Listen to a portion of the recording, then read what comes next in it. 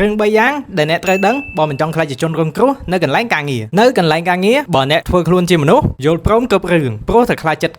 គេមិនមែនយល់ថាអ្នកជាមនុស្សល្អនោះទេតែគេនឹងយល់ថាអ្នកគឺជាមនុស្សដែលងាយស្រួលជិះជាន់បំផុតបើមិនចង់ខ្លាចជាជនរងគ្រោះស្ដាប់រឿង3យ៉ាងនេះទី1ការហ៊ានបដិសេធមិនមែនជាការអាត្មានិយមនោះទេតែវាគឺជាការហ៊ានទទួលខុសត្រូវបើអ្នកទទួលការងារគ្រប់យ៉ាងដែលគេបោះមកទាំងដែលខ្លួនឯងគ្មានពេលធ្វើលទ្ធផលចុងក្រោយគឺការងារចេញមកមិនល្អហើយអ្នកដែលត្រូវគេស្ដីបន្ទោសនិងវាយតម្លៃទាបគឺជារូបអ្នកមិនមែនជាអ្នកដែលបោះការងារមកឲ្យអ្នកនោះទេទី2ឈប់ខ្លាចគេលេងស្រឡាញ់ឬខ្លាចគេអន់ចិត្តកន្លែងធ្វើការគេជួលអ្នកមកដើម្បីបង្កើតលទ្ធផលមិនមែនជួលមកដើម្បីធ្វើឲ្យអ្នករាល់គ្នាពេញចិត្តនោះទេមនុស្សដែលគួរឲ្យគោរពគឺមនុស្សដែលហ៊ាននិយាយពាក្យថាទេនៅពេលដែលការងារនោះលំលប់លើពេលវេលាផ្ទាល់ខ្លួនឬមិនមែនជាតួនាទីរបស់អ្នកទី3របៀបនៃការបដិសេធគឺត្រូវហ៊ាននិយាយដោយផ្ដោតលើការពិតកុំគ្រាន់តែនិយាយថាខ្ញុំមិនធ្វើទេតែត្រូវនិយាយថាភារកិច្ចក្នុងដៃខ្ញុំថ្ងៃនេះពេញហើយបងបើមានកិច្ចការបន្ថែមខ្ញុំសូមតាក់ទងទៅបងវិញនៅពេលដែលខ្ញុំបញ្ចប់ការងារចាស់ការបដិសេធបែបនេះបង្ហាញថាអ្នកជាមនុស្សដែលមានផែនការច្បាស់លាស់និងមានវិជ្ជាជីវៈខ្ពស់